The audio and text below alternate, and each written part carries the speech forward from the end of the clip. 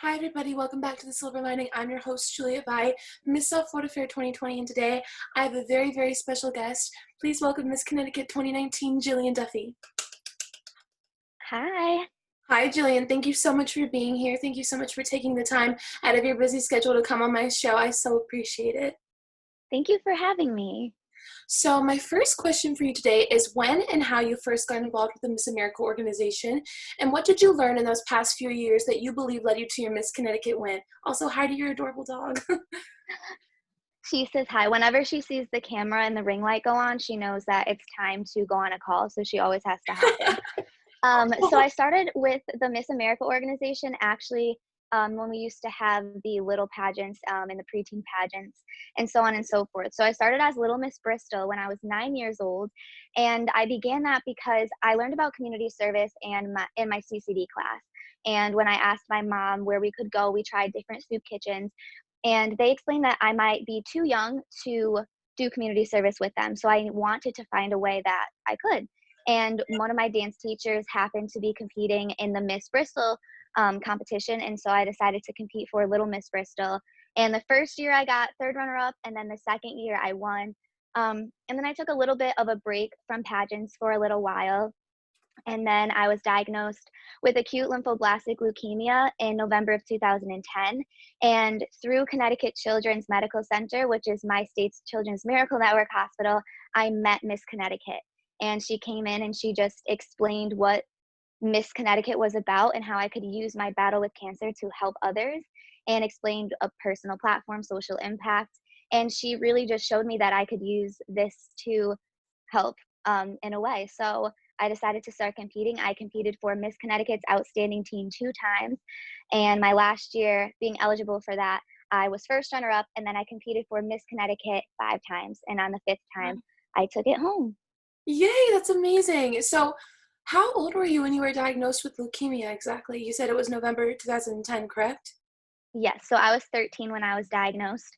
The type of cancer that I had was found in kids from 4 to 7 years old. And so, right from the get go, the doctors kind of told me that we would be relying heavily on clinical trials and research that was done in the past because there wasn't a specific roadmap for my age. And so, I would, get a schedule Monday through Friday, and I would see what my chemos were. On Fridays, I would go in and they would test my bone marrow and to see like how much cancer I was still producing, and then we would make up the next week's routine. So I'm very thankful for the clinical trials and the research that have been done in the past, but that's also what drives me so much and makes me so passionate about this job, is because it's given me an opportunity to share my story and to get more research funded for the future of pediatric cancer. And how incredibly moving it is that you said you met Miss Connecticut during that obviously extremely hard time. I can't even fathom what it's like, so I almost feel inappropriate commenting on it because, I mean, that's such, an incredible feat. Clearly, you've made it out the other end and accomplished so much, so I congratulate you, and I think what you've done is amazing. Thank you. But the fact that you met her during that time in your life and you still remember that, and now you are Miss Connecticut, it must feel like a full circle moment to you.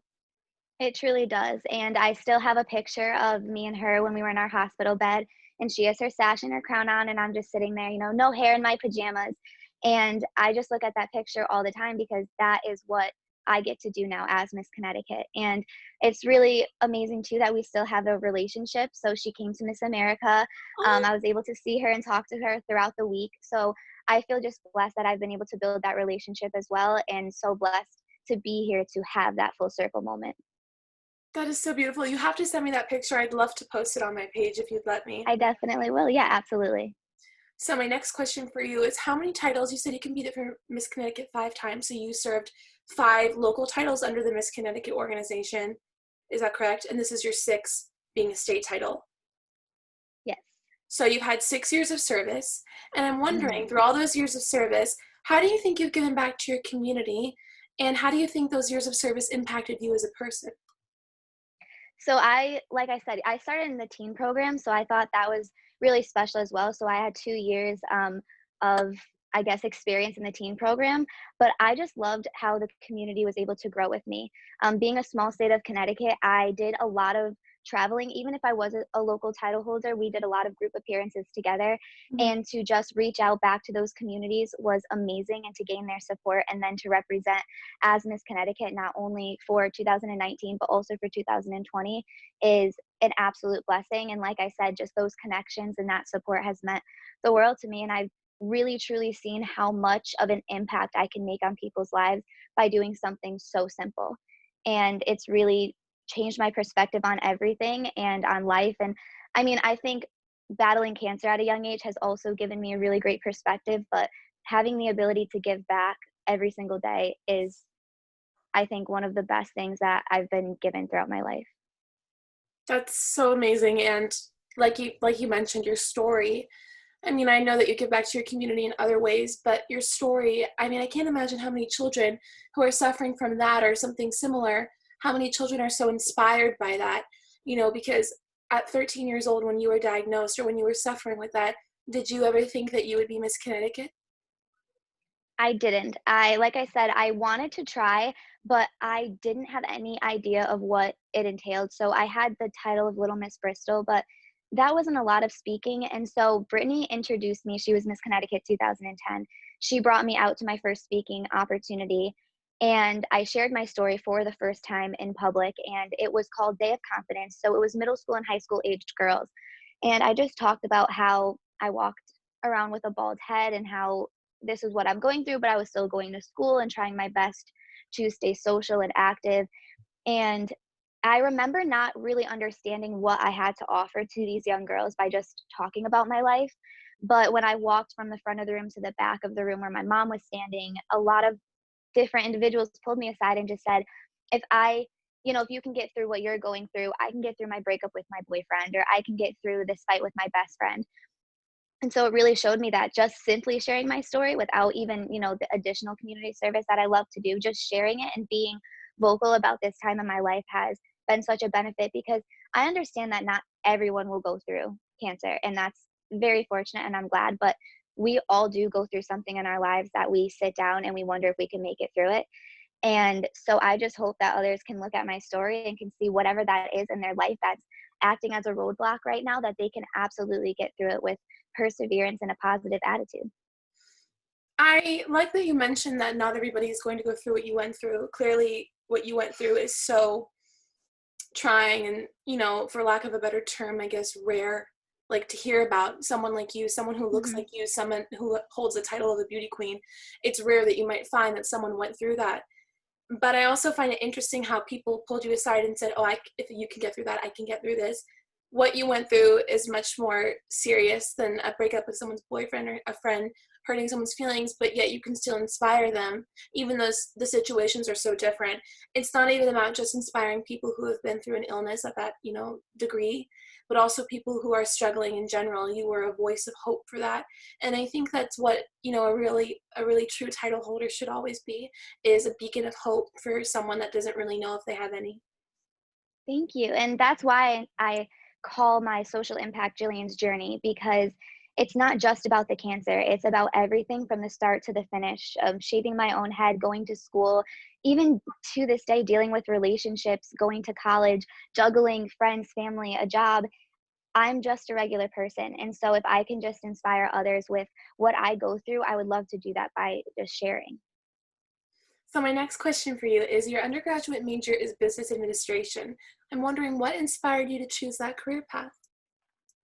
So I'm in business administration and marketing. And so what kind of inspired me was just the work that I've done throughout the organization. I initially started as a freshman in nursing, and being affected by pediatric cancer, I felt that I wanted to be hands on with patients and make an impact with them.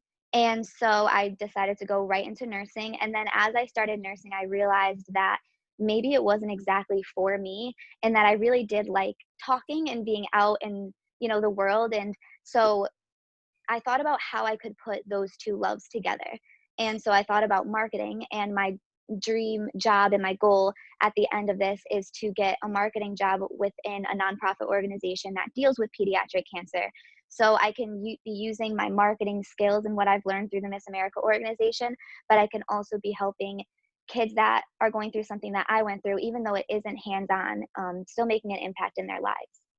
So I like that you said that you blended your two loves together. You found a career path that is unique to you and your dream.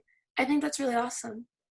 Thank you. And honestly, I was very lost, but this organization has really shown me the path that I want to be on. And I mean, like I said, I competed for 5 years, so that may have to do it with it as well. But I've truly found who I am, and I'm very confident in that. And I know exactly, the direction that I want to go in. But I, contribute that back to this organization.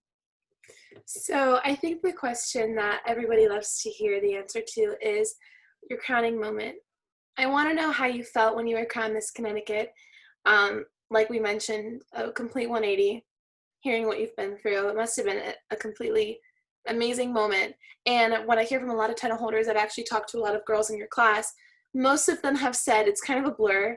So as much as you can remember, I'd really like to hear your description of that moment. So I actually remember everything. And the reasoning is because I never made it into top 5 before this year or last year. So even making it into the top 5 was such an accomplishment for me, and I just felt so blessed. And so I was really absorbing absolutely every moment. And so it did go by really, really fast, but I really do remember it. I remember, standing with the top 5, and we got called out, the different special awards. I remember going up to get the one for evening wear and the red carpet is what we called it before TED Talk. And I remember walking back, and I had 2 trophies in my hands, and I couldn't grab the hands of the girls next to me. So I went to bend down. My dress was a little tight. And I remember the audience laughed. And then I was like, all right, they thought it was funny at least. Then it was the 3 super quickly. Then it was down to 2. And I was like, oh my goodness, wait, it's me and one other person. And so in that moment, I took a deep breath, and hearing the stories, as I said, I've been in pageantry and this competition a long time, and I know it's been a blur. So I just tried to take a deep breath. And honestly, I just thought to myself that I have done everything that I could. I have been the truest Jillian Duffy that I can be. And one of my favorite things that I've learned throughout the organization is that different day, different judges. I never wanted to be someone I wasn't. I wanted to truly win as Jillian Duffy. And so standing there in that moment, I really thought back to the prior days in the competition. And I thought about, I truly portrayed who I am. And if that's not who they need this year, and if that's okay, I have next year. And so I was holding hands with the first runner up, and I just remember dropping my head back and just saying, oh my gosh, a million times. I remember seeing my sister run out of the aisle and run down to come and see me. And she was kind of like wrestling with, security. And I just, What a good sister. I know she's the best. I just took a deep breath, and my executive director came out, and she looked me in the eyes and she said, are you ready to go to Miss America? And I said, oh my goodness, I am. I really am. And I just remember being so thankful in that moment, thanking the judges, and just trying to, again, take it all in, because like I said, I have learned that it is a blur. But then after I hugged the other candidates and all of my friends, I completely lost it. And then they hadn't really warned us, but they kind of gave an opportunity for the new Miss Connecticut to speak. And at that moment, I was such a mess. So right there, I couldn't talk. I couldn't really function. But for the other parts, I remember majority of it. But, afterwards, realizing that this really had come true, I was absolutely speechless. And days and months after that, can't believe it. And still can't believe that I have this opportunity. And again, for another year, that's absolutely amazing and such a blessing. But it's made everything worth it, and the experience absolutely worth it. Yes, we all are. All the Miss America girls are very lucky that we get a second shot at serving our titles, especially state title holders. What a great thing. I like how your executive director's first question was, are you ready to go to Miss America? Already a very overwhelming moment, met with an equally, or if not more so, overwhelming question. But clearly you were ready for Miss Connecticut, you were ready for Miss America, which leads me into my next question. Actually competing for Miss America, let me preface this question by saying that I love the organization, and I always have, and I love every change it goes through. but this year was incredibly different. It was actually in Connecticut, which must have been Hmm. nice. Yes. After being Atlantic City, then Vegas, and Atlantic City, now a new venue and a completely new system, a change in leadership. So I'm wondering what that was like for you, because what I have heard um, is that experience was very hard because you guys weren't sure what was happening while you were literally at the competition. I know that the normal 2 weeks of, being there and having events was condensed to 1 week. And just overall, it was a very different experience, met with a lot of new things. And I'm sure through all your years of the organization, being a teen and then competing for 5 years as a local title holder, you knew the organization well. And Hmm. it must have been something different than what you imagined your Miss America experience would be. So I'd like to hear all about it. Yes. So, as you said, I've been in the organization for a long time. And so I've definitely grown to understand it and how it works. But that being said, I also was involved when we did the first initial switch when we took out swimsuit. And the day that it was announced we were taking swimsuit out was the day that I left for states the year before. So I was leaving for Miss Connecticut 2018, and Miss America made the announcement there's no more swimsuit. And I was about to compete in swimsuit in 2 days. So for the past 2 years, I've kind of learned to roll with the punches. I've honestly looked at this experience and watched everything I say fall into place. It may have fallen apart and not gone exactly the way I planned or been the exact experience that I planned, but I truly felt that it all fell together in such a beautiful way. And the experience was still a Miss America experience. It was absolutely amazing. Even when I came home from Miss America's Outstanding Teen, just meeting the girls, it was just like I felt relieved because I think that, especially after competing for so many years, there is such a hype about what the year is about. And again, as you said, there was so much change going on. But what didn't change is the girls that are involved in the organization and their hearts and their passion and their intelligence and everything else. And so I still got to go through this experience through these with these amazing girls. And they were more like siblings in this than friends, where they truly understood where I was coming from because we were all going through it together. So although we had to roll with the punches, I was so thankful to be with 50 other women who were also going through it with me. And I mean, I love the way that Miss America is. I do understand that we may have been a transition year. But I do feel like where we are right now is exactly where we're supposed to be. I don't think the model of Miss America has changed. She's always been a spokesperson, a role model, an inspiration, someone who you can, I think, talk to. I think someone who's down to earth and relatable. And Right. that mold hasn't changed. That hasn't changed from Miss America to Miss America 2.0. We've just kind of changed the way that we decide it a little bit more. And I agree with that as times are changing. And Miss America used to be just, I mean, it was a bathing suit competition. And Right. so it was really just based off beauty. And as times are changing and, education is becoming more important and higher education is becoming more important and scholarships are becoming more important, I think it's time that the Miss America organization changes along with everything else that's changing. The centennial anniversary of Miss America is approaching. It started in 1921, as you mentioned, a bathing beauty competition. So how far it's come, like you said, it's appropriate. I also think that you were so positive, which I love. That's what my show is all about. It's called The Silver Lining. It's all about positivity. I like how you said that even though it was different, it was still a Miss America experience. I agree with that. I think a lot of people, both fans and maybe people who have been involved closely with the organization, thought this isn't the Miss America that I know and I love and that I grew up watching. Burt Park singing the song. It just wasn't the same. But I think that times are changing. We need to change with them. I think change is sometimes not easy, but sometimes it is Hmm. necessary. In this case, I do think it was necessary. And just because it's not the Miss America we grew up with doesn't mean that it's not still very much a pageant that emphasizes the 4 points of the crown: style, scholarship, service, and success. It still stands for all those points, again, like you said. And especially with everything that's going on in our world, I think it would be unfair not to address it.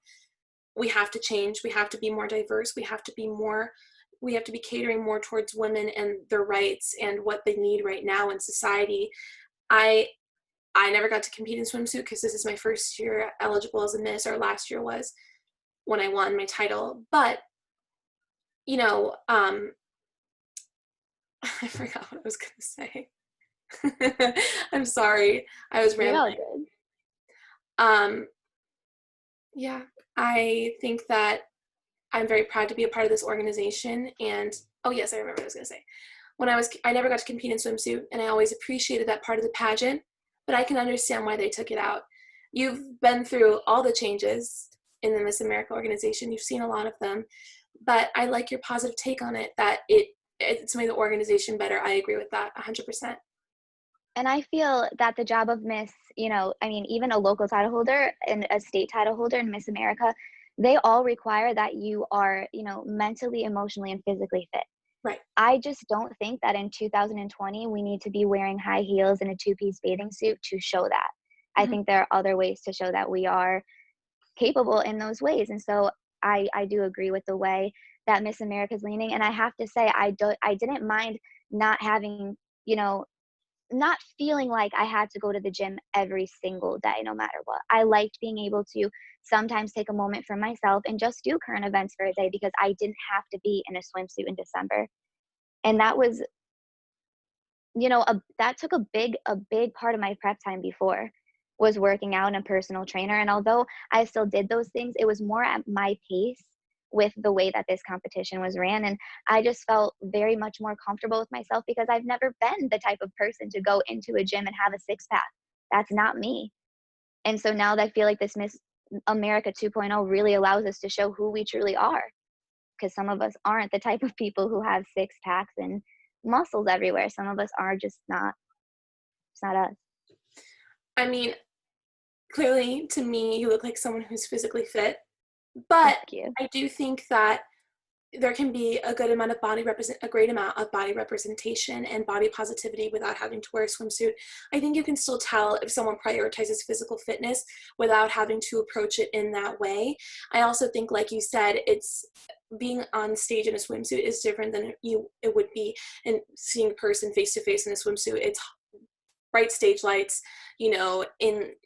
you're fully exposed. It's probably one of the most nerve-wracking moments that a woman can go through. Like I said, I never had that moment. I was in fitness and teen, but then again, it was a very different portion of competition. I know you've been through it, and those fitness routines that they teach us are already daunting enough. Yep.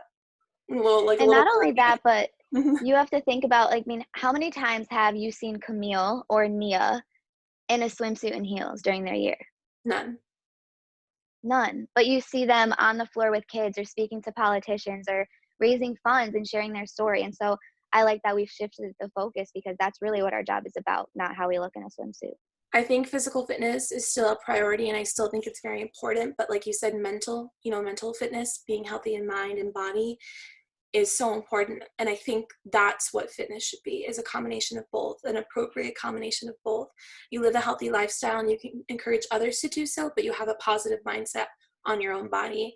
And I think that you said it best, and everything's falling into place. So I like that you said that. I think it was very positive. And I think in a time where, there's a lot of criticism towards the Miss America organization, as someone who loves it dearly, it's hard for me to see that answer is very uplifting. And I think that is a way that a lot of us feel that we don't really know how to execute that. We don't know really what to say, but I agree with you completely. I think what you said is what I feel 100%.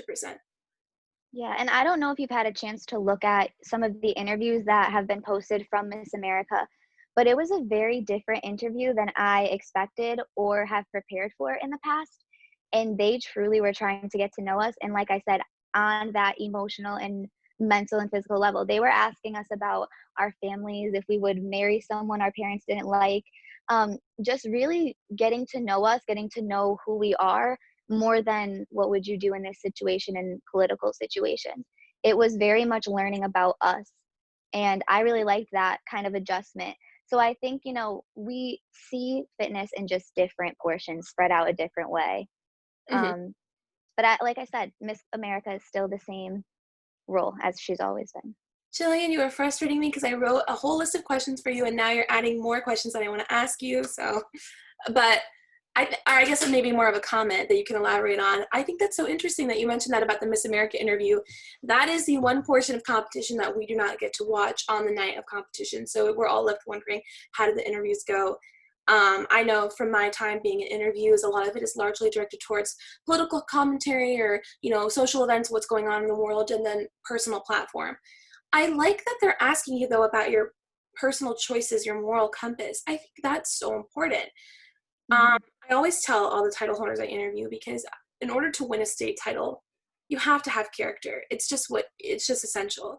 I know that the MAO and any judge that is a part of it carefully picks and chooses who they want to win based on, their personality and who they are as a person. And they're directly asking you about that. They're getting to the core of who you are. I really, really like that. And I always tell all the title holders I interview, thank you for being good role models. Thank you for being, so inspiring to young women like me. We're not that far apart in age, but yet you've had a lot more experience in the organization than me. And you're inspiring someone who's 19-year-olds like myself, so little girls, little boys. And it's really nice to see classy role models who have a platform that matters. You've been through so much, you've had a journey. How inspiring it must be it's inspiring to me, and I've never been through anything like that. But Thank I you. think that you are amazing, and I just want to thank you for that and everything you do as a title holder. It's very, very motivating, and I am glad that Miss America is touching that in their interviews for sure. Thank you so much. That made my day. Thank you so much. That was really sweet.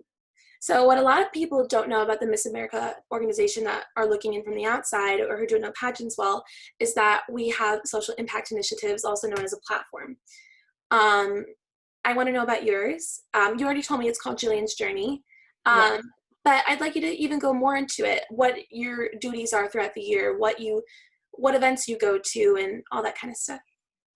Yes. So Jillian's Journey, it's pediatric cancer research and awareness. So it kind of is a twofold deal. So one is that I really dedicate myself to being a patient liaison through Connecticut Children's Medical Center and working with the patients to, commit them to a purpose, a positive attitude, and persistence as they go through this journey. And then I also work alongside national organizations to share my story, to get that funding up that we need so we can get more research. And so just my daily duties that have to deal with my platform um, are so different. So, I mean, I guess for what's special for me as Miss Connecticut is going into the hospitals. I'm going into a hospital that quite literally saved my life. A lot of the doctors and the nurses are the same. Even the volunteers are the exact same. So going and being able to see them is absolutely amazing. And just working with organizations that I've benefited from has been beautiful. I just got off a call doing virtual bingo with Sunshine Kids. They're an organization that takes pediatric cancer kids that are either going through treatment or survivors, and they dedicate certain activities for them. So going through treatment, we're immunocompromised. Afterwards, we're immunocompromised. And so they do things like close off amusement parks, close down movie theaters, so that these kids can go in and live like normal kids, even though they're going through something that's life threatening. And so Right. I just was able to do bingo with them, which they wouldn't have been able to go to bingo right Right. now. So that's been amazing. I've worked with Make a Wish, which my family was able to go on a wish trip. And so, like I said, just honestly working with the organizations that I've benefited so much from, and just working back with them again and seeing what I can do in any way possible. I love that. It almost makes me, I'm not kidding, it almost makes me emotional. I think that what you're doing is so, so important. And you said I'm quite literally walking into the place that saved my life. What it must be like for the doctors and nurses and volunteers to see you coming back as Miss Connecticut, it must make their day so much better knowing that they contributed that to you, knowing that they brought that to your life. I mean, they must be so proud of you, I'm sure, as your family is, but you've impacted so many people, including the people that helped you. And now you're giving back, you're paying it forward, you're being a representative for the state of Connecticut, and you're, you know, contributing to society through your platform. So you're definitely paying it forward. And I think that's just incredible. Thank you. I mean, one of the biggest things that I stress is, our statistics is that 1 in 5 kids still pass away from pediatric cancer. And so when I was diagnosed, there were 4 other girls around my age that were diagnosed as well. And we all were cancer free for a little while, but unfortunately, one of us relapsed. And she ended up relapsing 4 times and lost her battle. when she was only 17 years old. And Oh, so I feel so very blessed to be able to not only be alive every single day, but that I have this opportunity as Miss Connecticut, not only to go into these hospitals and tell these kids, like, look at these pictures. This is me 9 years ago or 10 years ago.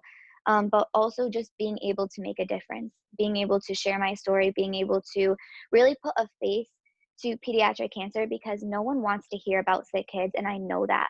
But I think people like to hear about the victories. And so I hope that I can voice that victory enough to get these funds up so we can get more research and more clinical trials and more drugs for these kids so that they can survive. Because right now, we're really relying on adult chemotherapy drugs. And, you know, 89 to 90% of kids that are diagnosed with pediatric cancer are going to have a health issue by the time they're in their 50s, whether it's a heart condition, or something with their liver or kidneys. Because of the medicines that we're using to fight off the cancer right now, they're going to have to struggle in the future. And so I try to look at my job as, I'm helping right now, but hopefully helping in the future too. I pray that pediatric cancer is eradicated in my lifetime, but if not, I hope that at least I've shared my story and shared why it's so important that we keep funding. I am so sorry to hear about your friend, but what you are doing, in a way, you're doing for her, and I'm sure she's so proud of you. Um, my mom is a kidney transplant nurse, and she owns a transplant center, and these patients who are facing dialysis, it's a very daunting thing. It's, they're basically rendered to a lifetime of this treatment, and it's not easy. As I'm Mhm. sure the treatments you went through were tiring and grueling. It's not quite as hard, but a similar concept. And what my mom does is she always faces them with positivity. Here's a patient that did well. She has a social media, and this is not about my mom, but I promise it's going somewhere. She actually has the most followed kidney social media in the world, because she always posts about her transplant patients. Actually, she has the most successive transplant patients in the country. And she always posts, here's, Bethany, who I'm actually interviewing for my show. She got a kidney transplant and she made it at the other end. She just got married. Look at her now. The patients that are facing dialysis treatment who are getting a transplant waiting on the list see someone like her and they're like, I can do this. If Bethany can do this, so can I. I think that's what you're offering to people, that positivity, because like you said, people don't want to hear about sick kids. It's obviously very sad to hear about sick kids, but when you talk about the victories, when you talk about your victory, that's what people want to hear. People want to hear someone that's positive. People want to hear someone that's going to make them feel like, yeah, she beat it, so can I, or a Mhm. parent of a sick child. That's what they want to hear, not statistics of, just plain old statistics, like here's the facts, it's really sad, 1 in 5 kids passes away from pediatric cancer. You're saying, no, there's another side to this, and here's my story. And I think that's the key to your success. I think that's why your platform is so inspiring, why it makes me feel optimistic, why I feel like I want to share your story now. And I think people are going to really, really respond to it because it's so hopeful and so positive. Thank you. Thank you so much. So my last question, my show's title is The Silver Lining, and I like to find positivity in every situation, and I can see as do you. I want to know what the silver lining is through your affiliation with the MAO. What is the best part of it all to you? I think the relationships that I've built, whether that's, you know, these girls I've competed against, even at the local level, are my best friends, all the way up to Miss America.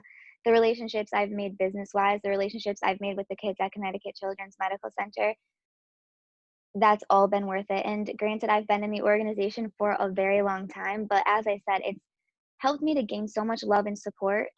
And I really truly have a huge village behind me that wants to see me succeed. And I'm just so thankful for the love and relationships and the support that I've gained through the organization, but also for the opportunity to share my story and to share, you know, what I've been through, and just that anyone can get through anything. And my favorite saying is that God gives his hardest battles to his strongest soldiers. And I truly believe that you can get through what's put in your way. You can get through anything. And so, yeah, that's my silver lining. I love that quote, and I'm definitely going to Thank use that and you. give you all the credit. But I think that was the perfect note to end things on. Jillian, I so appreciate you coming on here and again taking time out of your busy schedule to do this for me. You were so kind to me and so nice. And again, as I said, you're busy. You're serving a second year as Miss Connecticut, so there's a lot more to keep up with you with when we follow you on social media. Because of course, I'm going to promote it. But you Thank you. made me feel like my interview was a priority for you, and I so appreciate that because I'm still a local title holder, and I look up to you guys so much. So it does mean a lot to me. Guys, make sure to look out for everything Jillian does. Like I said, she is going to serve in 2020 as Miss Connecticut again. Yay, Connecticut gets you twice. What an honor. And yeah, I can't wait to see what you do next. And I can't wait to post about you and see people's reactions. I know they're going to be amazed by your story. Well, thank you so much. Thank you for having me. Thank you for reaching out and being so sweet. And I can't wait to follow you in your journey and all the way to Miss Florida, baby. I Can't know, wait. we're going to see summer 2021. It'll come quickly. You better be It really watching will. and sending that live stream link. I'm going to be there. I'm going to Florida. Bring me a sign. I love Juliette. Maybe a little more subtle than that, but something of that nature. If you have a face. I do. I have a collection of stick. fatheads. I was going to say that, but I wasn't sure if you'd be like, okay, time to end the interview now. No, please save me a face on a stick. I will be there. There you go. If you have a t-shirt, even better. Miss Connecticut wants my face on a stick. I think that basically makes me a celebrity. Thank you so much, Jillian. Thank you. Bye, guys. Bye. And thank you so much.